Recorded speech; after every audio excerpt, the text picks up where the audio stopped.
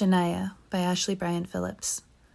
On the day we met, she told me she was named after the sexiest country music star alive, and that she knew how to fire a gun, and that she was 100% Cherokee.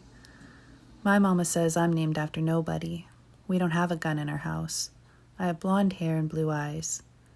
I'm so jealous of her that I talk about it with Jesus when I say my prayers at night. It's May and I'm going to turn 8 on July 30th. She's just turned 7 and is about 2 heads shorter than me. When I went to her house for the first time, her daddy had just started fixing up the balcony. She lives in the big gray house on Main Street. Mama says it's Victorian. It's the only Victorian on Main Street that has the balcony falling apart. Pieces of the fancy white trim round the roof is missing. They're all in the yard. You can see them from the road. There's a history book of the town at the town hall. And one time when Mama went up there to pay the water bill, I found a picture of that house in that history book. It said her house was built when the town was booming. The picture was black and white, but under the picture it said the house used to be painted robin's egg blue. I don't tell her about the picture, but I think about it when I go into her house. There's no blinds or curtains on the windows. They got sheets hung up instead, like old sheets, probably her baby sheets from her baby bed. And there's this one big window in the living room, and it don't have a sheet. And her grandmama sits there a lot in her chair, and the sunlight comes in on her face, and it makes all the dust in there shine and float around her like magic. And when her grandmama breathes real heavy, you can see how the sparkles dance around her. And when she sleeps, sometimes I get as close to her as I can to see how deep the wrinkles go in her face. And one time when I was real close to her like that, I asked her grandmama about animal spirits. If my kitten carried inside it the heart of a big old ghost. See, she told me that her grandmama talks in her sleep, but she didn't tell me anything. She never says much to me at all. Her grandmama has real fat arms. Her mama has a big butt and says he's hot when some man comes on the TV. Her daddy has a mustache and kills all kinds of animals, hunts them all the time. One time he killed a deer and her mama cooked it. She sneaked into the fridge to show me, because she's not allowed to go in the fridge or her daddy yells, and the yelling makes me want to get into the back of the closet, like we had to do that one time. But when she put the deer meat in my hand, she told me not to think about Bambi, just hush and eat it. I thought it tasted a little like roast beef, but it was dry. She likes to show off her mama and daddy's waterbed.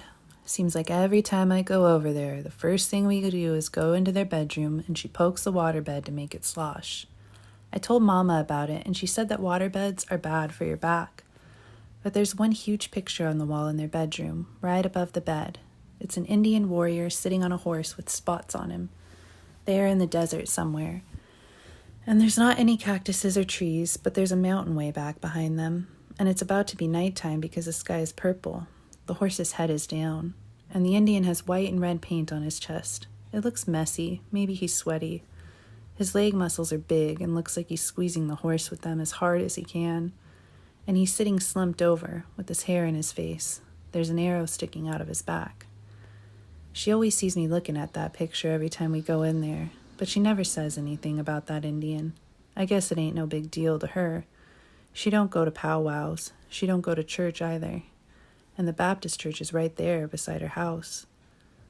One time I was there close to supper, and we were swinging on her swing set, and the church bells started ringing a church song.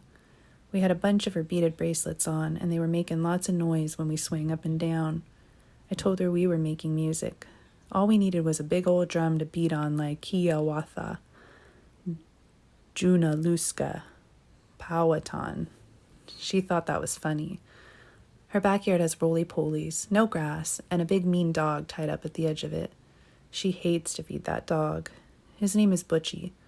I watch her feed him, and one day that dog jumped on her and knocked her down. She got up and came to me with her elbow bleeding. She told me she had fell on a busted bottle. The blood was coming out quick, but she didn't cry. Their backyard has dog food cans and cigarettes and broken bottles all over it. I found a piece of glass and pulled it out down my hand like people in the movies. And the blood came out, and I didn't cry either, and I held her elbow.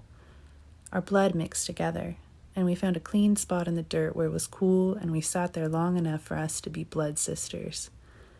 I did a rain dance in the front yard, like she showed me how to do.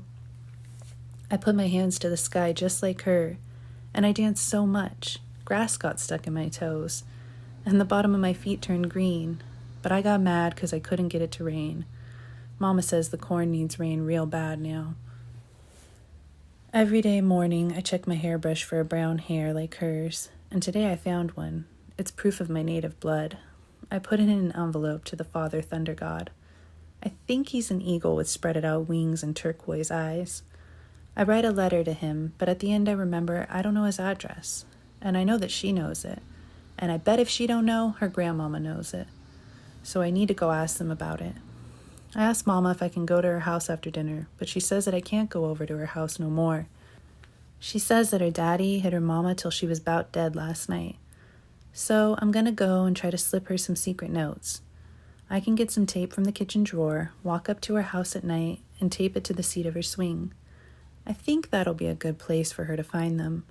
I want to tell her it's gonna be okay, and we'll keep telling each other things like that. But what happens is I never end up leaving her any notes. We go to different schools. Her daddy leaves them, stops fixing up the balcony. More and more of it falls in the yard. By the time I go to college, the yard's all soggy, shit white.